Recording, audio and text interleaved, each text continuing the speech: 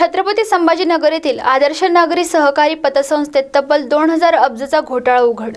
आदर्श नागरी पतसंस्था संभाजीनगर येथील ठेवीदारांचे पैसे परत मिळण्यासाठी MIMचे खासदार इम्तियाज जलील यांनी संचालक अंबादास मानकाप यांच्याकडून असे तुमचे पैसे मिळणार नाही। त्यांनी ठेवीदारांना असे सांगितले की बँकेच्या प्रॉपर्टीवर व संचालकाच्या घरावर कब्जा करून घरात घुसा व पैसे वसूल करा, तेव्हा तुमचे पैसे वसूल होईल।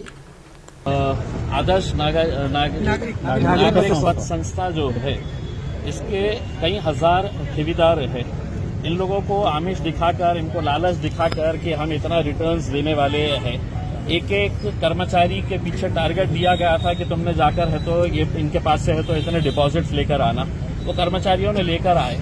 मालिक जो है मानका पे, उसने इनके पैसे से इनको रिटर्न्स देने की बजाय अपनी अपनी प्रॉपर्टी बना लिया है। ये बिल्डिंग पहले बताते हैं कि ये किराए की थी, उसने खुद ने खरीद लिया है। ये बाजू वाली बिल्डिंग है तो उसने खुद ने खरीद लिया है करके। तो ऐसी कौन सी पत संस्था है कि जिसके अंदर करोड़ों रुपए का फायदा हो रहा है और मालिक अकेले खा जा रहा है करके। अब मालिक गायब हो गया है। ये बेचारे गरीब लोग जो है, किनके 5 लाख, किसके 10 लाख, किसके 15 लाख, किसके 20 लाख रुपए यहाँ पर फंसे हुए हैं। ऊपर इनकी बैंक चल रही है। आज हम जब इनके बैंक के पास, इनके मैनेजर के पास गए तो इनका कर्मचारी एक वृद्ध महिला को देखकर हंस रहा था। उसको ये समझ में आ रहा था कि ये गरीब लोग हैं, ये हमारा क्या करेंगे करके। तो हम उसको ये पैगाम देने के लिए आए हैं कि तेरे को हम उसी बैंक में से नंगा करके रोड के ऊपर लेके आके तेरे को ठोक सकते हैं, क्योंकि ये गरीब लोगों का पैसा तू खाया है। आज अगर हम ये गरीब लोगों के साथ अगर नहीं खड़े रहेंगे तो शायद इनमें से कितने ऐसे बूढ़े हैं जिनकी जिंदगी भर की कमाई जो है वो उन्होंने यहाँ पर इस उम्मीद के ऊपर रखे है कि हमारा बुढ़ापा अच्छे से निकल जाए करके उसमें। तो अब हमने पुलिस को बुलाया है, यहाँ पे PI साहब को हमने बताया है कि इनके जितने भी बोर्ड ऑफ डायरेक्टर्स हैं इनको बुलाए, इनसे पता करे कि इनके कौन कौन सी प्रॉपर्टीज है करके। और चूंकि इतना करोड़ों रुपये का मामला है, हमको ये डर है और ये शक है कि ये पैसे से ये सबको खरीद सकते हैं। इसीलिए मैंने लोगों से भी ये कहा है कि अगर तुम शराफत से अगर मांगने के लिए जाएंगे तो तुमको नहीं मिलेगा उसमें। इनको अगर अपना पैसा वापस चाहिए तो थोड़ा सा टेढ़ा होना पड़ेगा, जब ही जाकर मीडिया भी दखल देंगी। क्या वजह है कि मीडिया वाले छोटी छोटी खबरें छापते हैं, लेकिन ये गरीबों का करोड़ों रुपए का पैसा यहाँ पर फंसा हुआ है, कोई इनके तरफ देखने के लिए तैयार नहीं है। आज इतने महीनों के बाद क्या वजह है कि कल के दिन पुलिस वालों को FIR फाइल करना पड़ा, रजिस्टर करना पड़ा, क्योंकि मानकापे के पास इतना बेईमानी का पैसा जमा हो गया है।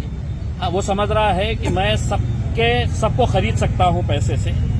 अब हमने लोगों से ये कहा है कि एक बड़ा जितने भी प्रभावित लोग हैं जिनका पैसा यहाँ पर अटका हुआ है, ये लड़ाई खत्म नहीं होंगी अगर ये यहाँ पर सिर्फ 25 लोग 50 लोग रोज आएंगे, यहाँ पर बैठेंगे और चले जाएंगे। पुलिस को भी लगेगा कि ये कौन सा यहाँ पे कर रहे हैं। जिस दिन यहाँ पर 1000-2000 लोग जमा हो गए तो आप देखिएगा कि पुलिस भी कैसे हरकत में आती है। और पूरे इनके जितने भी बोर्ड ऑफ डायरेक्टर्स जो है, अब मैंने इनको PI को कहा हूँ कि आप जितने भी बोर्ड ऑफ डायरेक्टर्स जो है इनके नामों का लिस्ट निकालिए, उनको बुलाइएगा उसमें, और यहाँ पे बैठेंगे नहीं। जो बोर्ड ऑफ डायरेक्टर्स ने 40% तक NPA लेके आया है, NPA का मतलब ये है कि पैसा जमा कर लिए है और वो पैसा जो है अपने अपने प्रॉफिट के हिसाब से किसी अपनी प्रॉपर्टी खरीद लिए है, अपनी प्रॉपर्टी बना लिए है। इनके पैसे से है तो अपन कैसे बड़े हो गए हैं, ये इसकी परफेक्ट एग्जाम्पल है।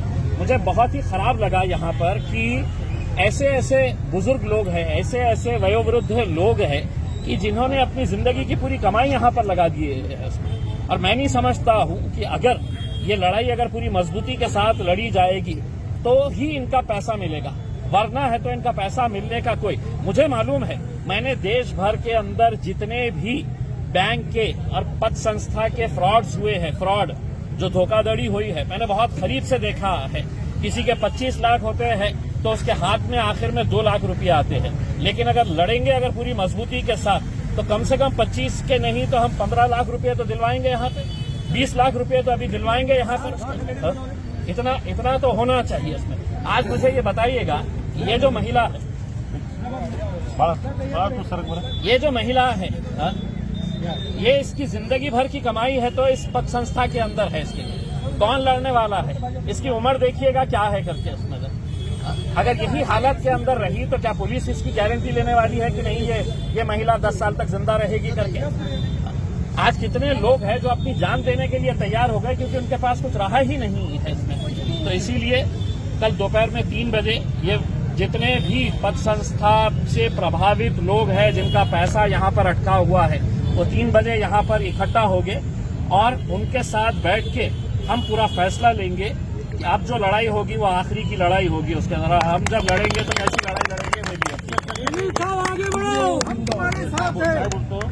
मैं अभी हम मराठी बोल मराठी येतं. आम्ही सगळ्या ठेवीदाराच्या वतीनं तुमचं मनापासून स्वागत करतो सर. तर संभाजीनगर नाव दिल्याने फक्त संभाजीनगर होत नाही, जो माणूस सर्वसामान्य जनतेसोबत उभा राहतो तो नेता असतो. किती मुले आहे? 3 मुलं आहे. मी पण आहे तुमच्याबरोबर. तर मी तुमचा व्हॉट्सअप नंबर घेतलेला आहे, सगळं डिटेल त्याच्यावर पाठवी. माझे 25 लाख रुपए आहे, मी इथला मेंबर आहे. अरे साहब ये सिर्फ गले में लटकाने से नहीं होगा, उसके अंदर रोज आके काम करा सर. नहीं लाख रुपये मैंने निकाला. आधी काम करा. किती पैसे काढा हे सांगा स्वतःचे पैसे कुठे काढासाठी आहे? किती मंत्री आहे आपले शहर? कुछ काम के नाही होत. मी आपल्याला स्पष्टपणे सांगतो. इकडचे मंत्री कोण आहे बँकेचे? कोण आहे मंत्री? देशाचे बँकेचे मंत्री आहे ना.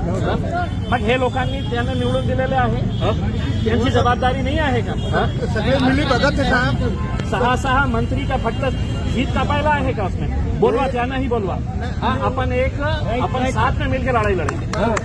अपन साथ में मिलकर लड़ेंगे. तुम्हारे जितने भी 6 मंत्री है यहाँ पे उनको सबको बोलो कल दोपहर में 3 बजे आओ करके. इनके बाप को भी पैसा देना पड़ेगा सर. एक बार सब आने तो दो.